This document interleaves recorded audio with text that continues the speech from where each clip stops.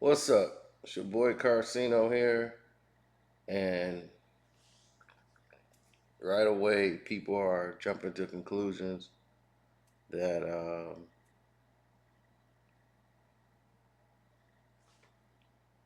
that they normally make about the fight. We saw heard MacFat come up with some of the crazy defense for Deontay Wilder, but he got what he wanted. He didn't want anyone to stop it. He wanted to go out on his back.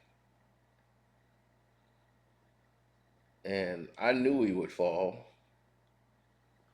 He showed a lot of heart, but sometimes showing a lot of heart and taking unnecessary punishment isn't the right answer.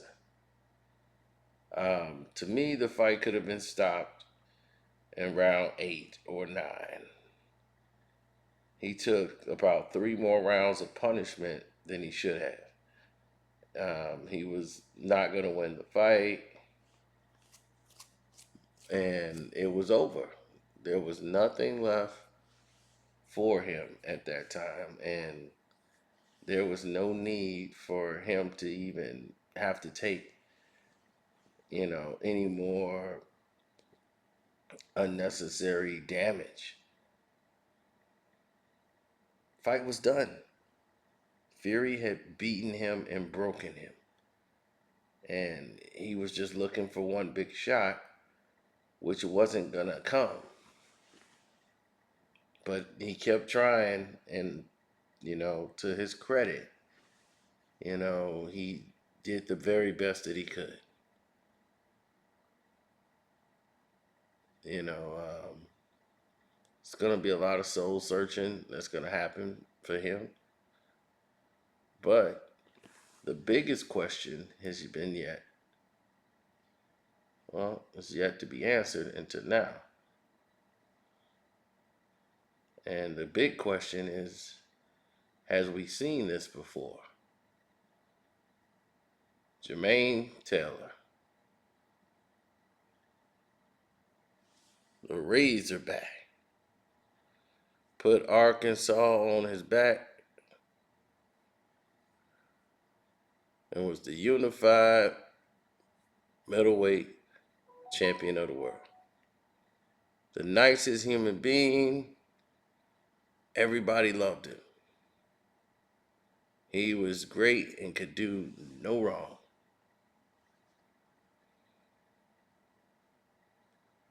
Soft spoken, great guy.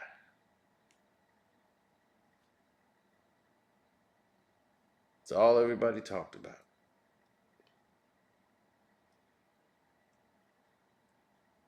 Jermaine Bad Intentions Taylor.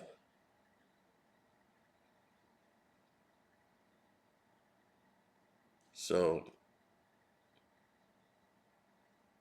Jermaine Taylor was moving along, doing the things that he was doing. As you can see, people are still contacting me. And everything seemed to be going right for him. The Little Rock, Arkansas native was doing well. The sport loved him. He was the new star. He was the guy that was going to, unify the entire world and, beat all the fighters. And this is the guy. And he beat Spinks. He beat Kasim Uma. And this was the man. So the world was thinking,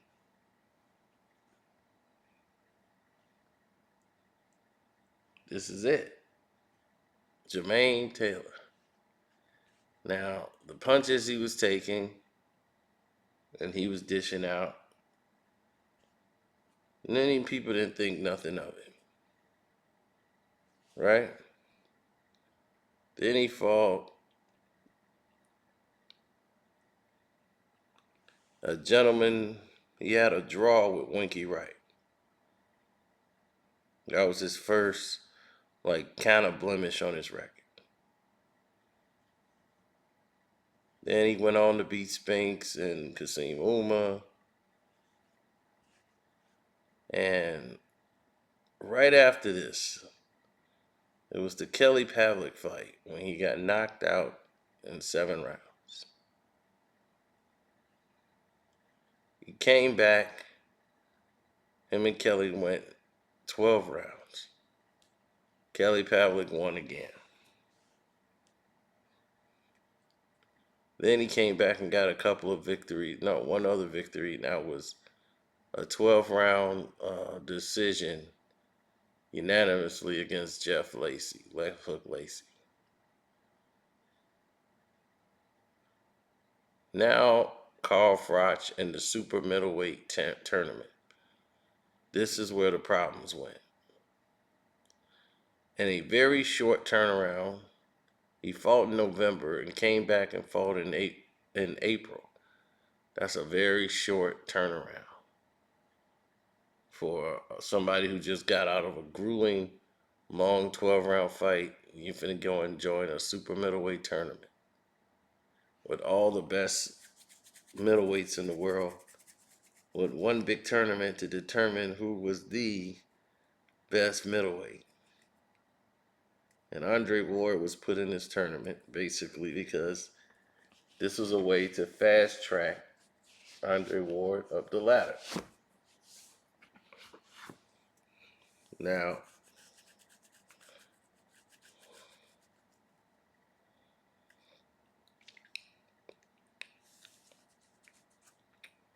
of course, the Super Six did not go the way a lot of people planned. Fights didn't go a lot of ways that it should have. But one thing's for certain.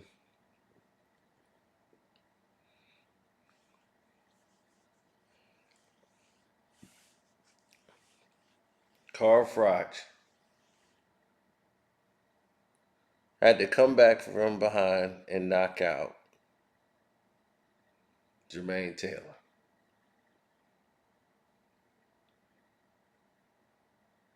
In the last round. Then there was controversy about, was he going to be okay after being knocked out? Was he going to be okay for this tournament to take place? And his first fight was Arthur Abram. The Froch fight, for some reason, didn't count as part of the tournament. So he still made it. And as he was going into this super middleweight tournament, Arthur Abram was a knockout, machine.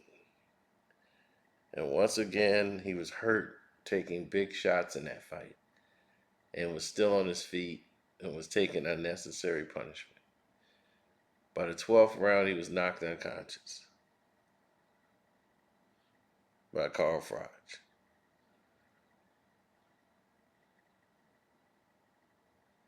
He was out of boxing for almost 2 years. He had bleeding on the brain, and he never kind of quite got back to what he was, which led to a series of arrests, sexual assault, batteries, a lot of things that was happening that was very out of character for Jermaine Taylor. His speech was slurred. He wasn't making sense to a lot of people when he spoke.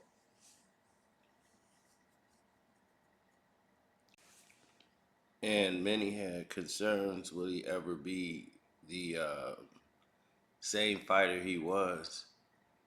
And we're seeing that now with Deontay Wilder, is he's suffering vicious knockouts. Last time he was knocked out on his feet. This time he took more punishment, took more big shots, and was on the canvas. Deontay Wilder is 35 years of age, ladies and gentlemen. He's older than Tyson Fury. But everyone omits that because, he has that eraser, that one punch power. And it was there at times, but I think they got to start looking very seriously at Deontay Wilder. He's been taking a lot of shots, and that's only going to make it more easier next time to get him down, to get him out. Now,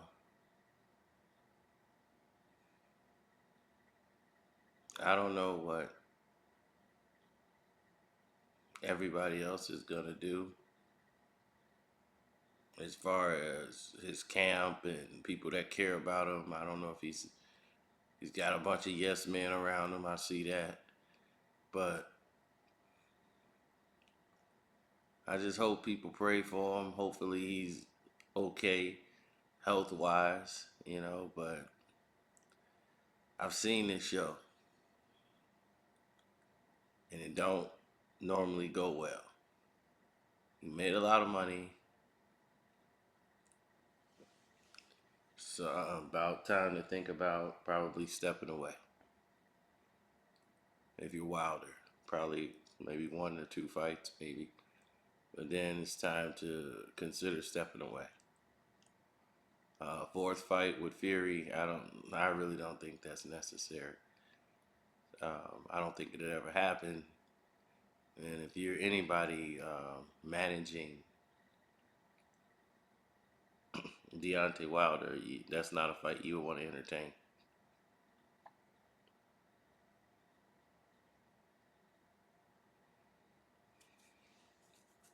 So, thank you guys for listening to me. Hopefully, you guys liked the video. Hit the like button, subscribe to the page, all those good things. My Cash App is Carceno, Karceno. And thank you guys for the super chats again. I appreciate that. And that's it. We're out.